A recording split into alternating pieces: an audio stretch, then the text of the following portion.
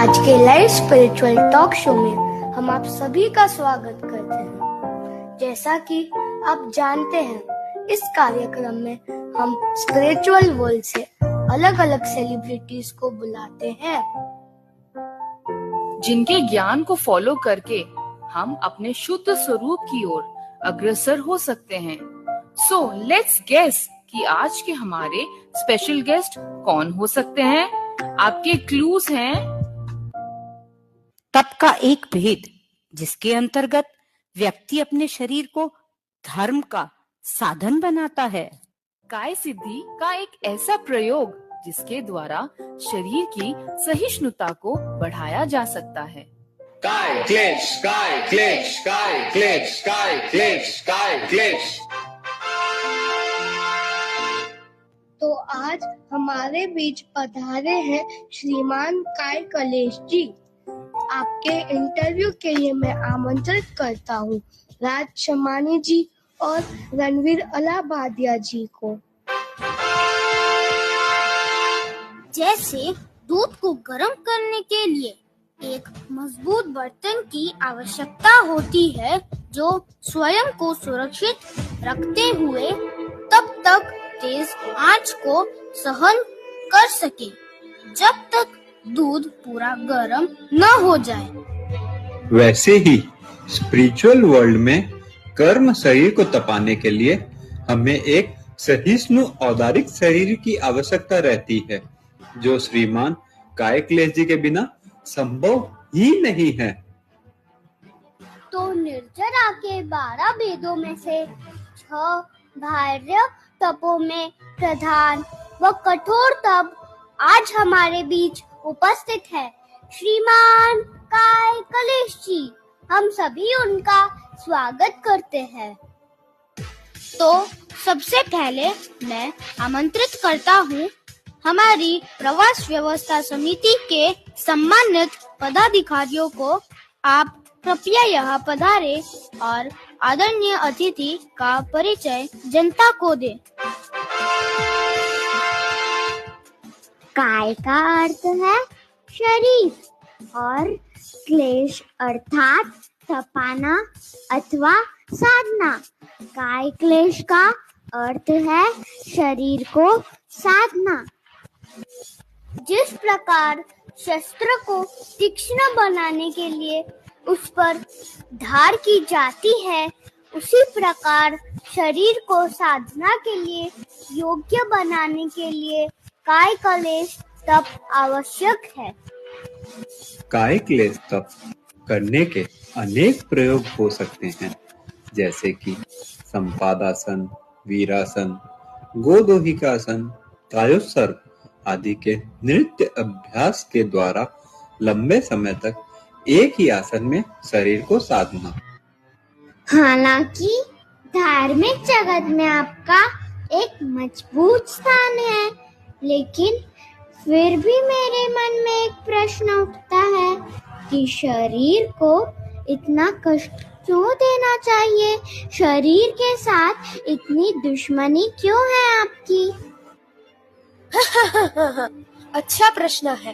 पहले तो मैं यह क्लियर कर दूं, शरीर के साथ मेरी कोई दुश्मनी नहीं है। मैं तो शरीर की स्ट्रेंथ को बढ़ाता हूँ। इस अपेक्षा से आप उसे मेरा परम मित्र ही समझिए। आप देखिए, जो साधक होते हैं वे विभिन्न आसन, कायोत्सर्ग आदि मेरे प्रयोगों के द्वारा शरीर को लंबे समय तक स्थिर रखने में समर्थ हो जाते हैं, और तभी तो मेरे अन्य आभ्यंतर मित्र स्वाध्याय, ध्यान, विसर्ग आदि को इनवाइट कर पाते हैं। मेरे बिना उनकी एंट्री कैसे होगी? भगवान महावीर ने आपके प्रयोगों के द्वारा ही महान परिशहों को सहा। हम यह भी जानना चाहते हैं कि आप में और परिशह में क्या अंतर है? जो अपने आप कर्म उदय में आया है वह परिशह है, और जो स्वयं के द्वारा किया गया वह काय क्लेश है। यही दोनों में अंतर है। जैसे कि भयंकर चिलचिलाती धूप में गर्मी सहन करनी पड़ रही है, प्यास लग रही है और पानी नहीं मिल रहा, यह परिचय है। लेकिन उसी चिलचिलाती धूप में स्वेच्छा से आतापना लेना काय क्लेश है। बिल्कुल सही कहा आपने।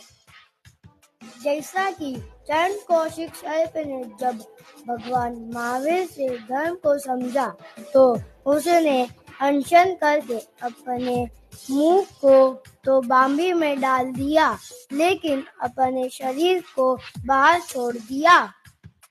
उस समय लोगों में से किसी ने उसे पत्थर मारे, किसी ने उस पर दूध चढ़ा दिया, जिससे चींटियां आ गई, उसके शरीर को छलनी छलनी कर दिया। तो यह जो कष्ट उसने स्वेच्छा से, संभाव से, पुरुषार्थ से आमंत्रित किया, यह काय क्लेश है। That's okay, लेकिन टेक्नोलॉजी का जो विकास हो रहा है, ऐसे में शरीर को पेन देकर उसे स्ट्रॉन्ग बनाने की आवश्यकता ही क्या है? आई गॉट योर पॉइंट कि इतनी सुख सुविधाएं, लग्जरी इजीली अवेलेबल है, then why to train body for troubles? देखिए, प्रत्येक जीव को अपने शरीर के प्रति बहुत अटैचमेंट होता है। हम थोड़ा सा भी कष्ट शरीर को देना नहीं चाहते, जिससे हमारा कनेक्शन शरीर के साथ तो गाढ़ बनता जाता है, लेकिन हम स्वयं से, अपनी आत्मा से दूर होते जाते हैं, जो कि हमारे मूल लक्ष्य की प्राप्ति में बाधा है। तो मेरे प्रयोगों के द्वारा ही हमारा स्पिरिचुअल वर्ल्ड से कनेक्शन बढ़ता है और भौतिक जगत से हम डिस्टेंस कर पाते हैं। इसलिए भी मेरे प्रयोगों की तो आवश्यकता है ही, आज भी और हर युग में। उसी से शरीर में जो कष्ट उत्पन्न होते हैं, उनको सहन करने की शक्ति का विकास होता है। एक और बात मैं कहना चाहूंगा आप सबसे, शारीरिक कष्ट उतना ही सहना चाहिए जिससे मन में संक्लेश न हो, चित्त चंचल न हो, इंद्रियां अपने वश में रहे। इस प्रकार की मध्यम वृत्ति का आश्रय लेकर मेरा प्रयोग करना चाहिए। अर्थात शरीर को सुख मिले ऐसी भावना का त्यागना काय क्लेश है।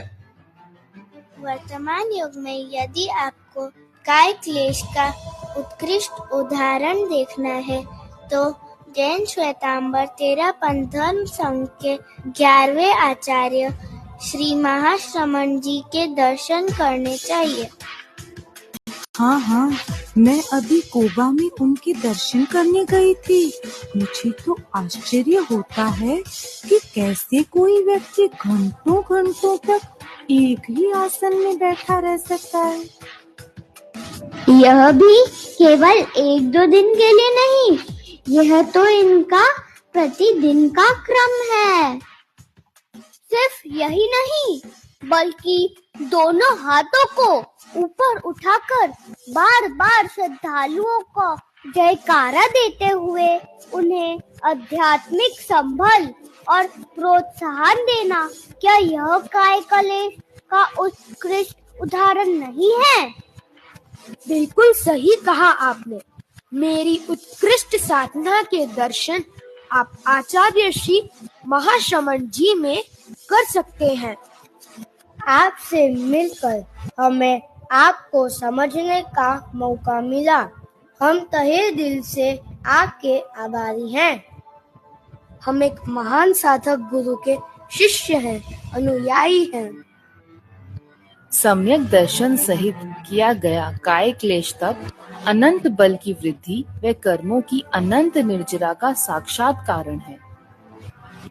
हम आशा करते हैं आज की इस महत्वपूर्ण जानकारी को हम आचरण में लेने का प्रयास करेंगे।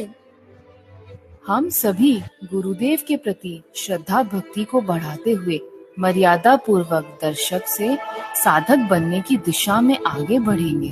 जय जय ज्योति चरण, जय जय महाश्रमण, जय जय ज्योति चरण, जय जय महाश्रमण।